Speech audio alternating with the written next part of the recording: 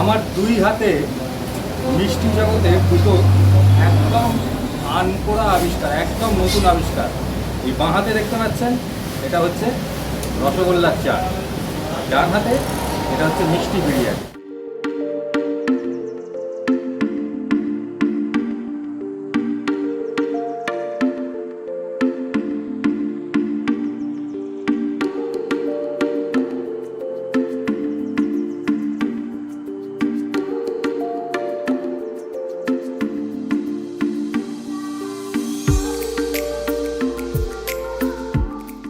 আজকে আমি এখানে এসেছি বর্ধমানে প্রসিদ্ধ মিষ্টান্ন ভাণ্ডারে। সেখানে এটাও আছে, এই মিষ্টি বিরিয়ানিও আছে, আর অনেক কিছু আছে। আস্তে আস্তে সবটাই জানতে পারবেন আমার সঙ্গে থাকবে।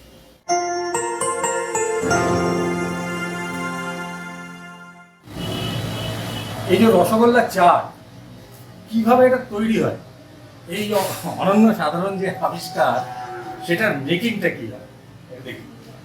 এইগুলো হচ্ছে ইনগ্রেডিয়েন্ট। আচ্ছা, এখানে কি কি মশলা আছে দাদা? আছে জিরে গুঁড়ো, ধনে গুঁড়ো, জিরে গুঁড়ো, ধনে গুঁড়ো, লঙ্কা গুঁড়ো, চাট মশলা, চাট মশলা, বিট নুন, বিট নুন, ধনে পাতা, আর এটা এটা হচ্ছে চাটনি, এটা চাটনি। এইটাই হচ্ছে টক দই, মেন ইনগ্রেডিয়েন্টস যেটা চাটের। আর ইনি হচ্ছেন আবিষ্কারক বলা যেতে পারে, যার মাথা থেকে মেনলি এই আইডিয়াটা বেরিয়েছিল। আপনার নামটা একটু বলুন। এসব খা। কেশব খাঁ। এবার আমরা একটু কি করে তৈরি হচ্ছে একটু দেখেন। এই দেখতে পাচ্ছেন রসগোল্লা, রসগোল্লার রসটাকে নিয়ে নিলাম। রসগোল্লার রসটা চেপে নিয়ে রসগোল্লার রসটা পুরোপুরি হ্যাঁ, নিংড়ে নেওয়া হলো। তারপরে রসগোল্লাগুলোকে একটা ট্রের উপরে রাখা হলো। এবার হাফ করে রসগোল্লাগুলো কেটে ফেলা হচ্ছে। কাটা হয়ে গিয়েছে। এগুলো কাটা হয়ে গেছে। প্রথমে এর উপর দিয়ে ছড়িয়ে দেওয়া হচ্ছে লাল লঙ্কার গুঁড়ো, তারপরে এটা মধ্যে জিরে গুঁড়ো নাকি, ধনে গুঁড়ো, ভাজা মশলা। ভাজা মশলা হয়ে গেল, জিরে গুঁড়ো। বানানোর প্রসেস দেখেই তো লোভ লাগছে। এটা বিট নুন। এবার ভালো করে রসগোল্লার পিসগুলোকে মিক্স করে নিচ্ছেন উনি। এবার আলাদা আলাদা করে দু পিস করে রসগোল্লা এই কাপের মধ্যে উনি রাখছেন। এইবার এটা যে টক দই, এবার টক দইটাকে বোধহয় টক দইটাকে প্রিপেয়ার করা হবে। এই বিট লবণ দিয়ে দিয়েছি, বিট নুন,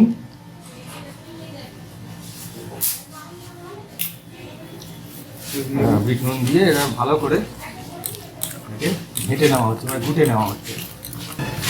এবার এই দইগুলো এই কাপের মধ্যে চলে আসবে অল্প করে। রসগোল্লার ওপর দিয়ে সুন্দর করে দেখে মোটামুটি প্রিপারেশন দেখেই আন্দাজ করা যাচ্ছে যে টেস্টটা কি হতে চলেছে। এইবার এর ওপর দিয়ে চাটনি। আচ্ছা, এটা কিসের কি দিয়ে বানানো চাটনিটা? কিসের চাটনি? চাটনি আমরা মানে তেঁতুল আর রসগোল্লার রস দিয়ে বানানো। আচ্ছা, চাটনি দেওয়া হয়ে গেল।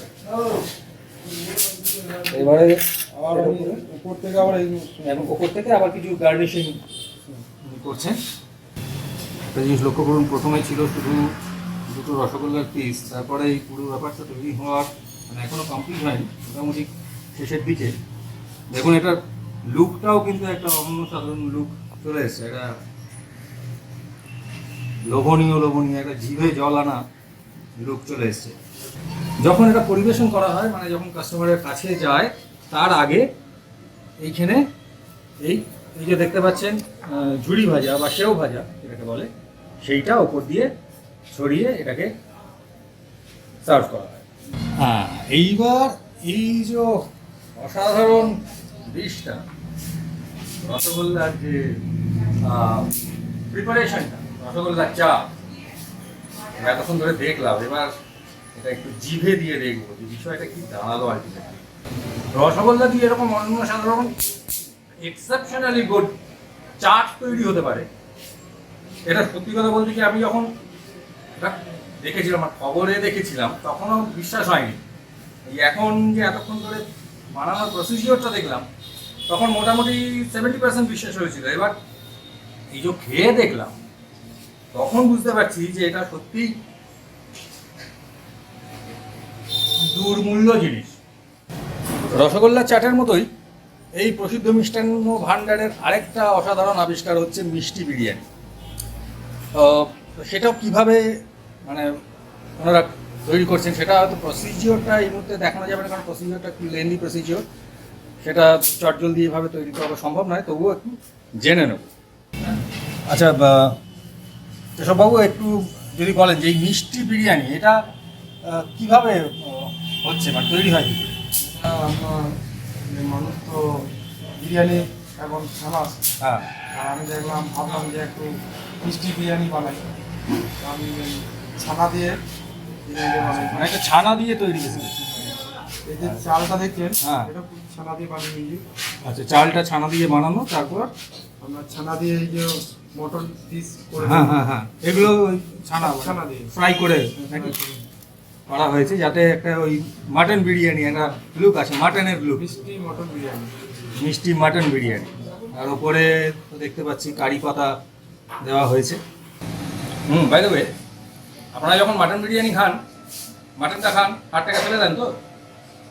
এখানে কিন্তু এই যে হাড়টা, এটা পাওয়া যাবে। দেখুন, এই রসগোল্লা চাট, রসগোল্লার ব্যাপারে ভাবতে ভাবতে এই এত গরম পড়ছিল, এই গরমেতে লোকে মিষ্টি খেয়ে তার সঙ্গে একটু টক দই খাচ্ছিল না। টক দই খাওয়ানোর জন্য এবং এই গরম থেকে বাঁচানোর জন্য আমরা চিন্তা ভাবনা করলাম যে মিষ্টিও খাবে, অথচ তার সঙ্গে টক দই খাওয়ানো হবে এবং একটু আলাদা চেঞ্জ করা হবে। একঘেয়েমে মিষ্টি খেয়ে গিয়ে লোকের একটা অন্যরকম টেস্ট আলাদা চাইছিল। বিভিন্ন ধরনের আমরা স্বাদের রসগোল্লা খাইয়েছি, ম্যাঙ্গো, অরেঞ্জ, স্ট্রবেরি, কেশর, এসব পরে একটা একদম অন্য কনসেপ্টে চলে গেল, ঝালের দিকে, টক ঝাল মিষ্টি। একটা জিনিস বলে দিই আপনাদের, এই যে রসগোল্লার চাট, এই যে চাট 15 টাকা, আর এই যে বিরিয়ানি আমি খাচ্ছি, এই একবার মিষ্টি বিরিয়ানি, এটার দাম হচ্ছে 30 টাকা। সুতরাং আজকে এই যে জিভের টানে যে বর্ধমান এসেছিলাম, সেটা তো 100% সাকসেসফুল। এবার আমাকে তো ফিরতে হবে, অলরেডি টাইম হয়ে গেছে। কেমন লাগলো এই ব্লগ, কেমন লাগলো আপনাদের এই কনসেপ্ট, মানে প্রসিদ্ধ মিষ্টান্ন ভাণ্ডারের যে কনসেপ্ট, কেশববাবুর কনসেপ্ট বা প্রমোদবাবুর কনসেপ্ট, প্রমোদবাবুর কনসেপ্ট, সেটা অবশ্যই কমেন্ট বক্সে জানাবেন। আর অবশ্যই বর্ধমানে এলে এই টেস্টটা করবেন, না হলে কিন্তু মিস করবেন। সো সবাই ভালো থাকবেন, সুস্থ থাকবেন, আবার দেখা হবে পরের ব্লগে।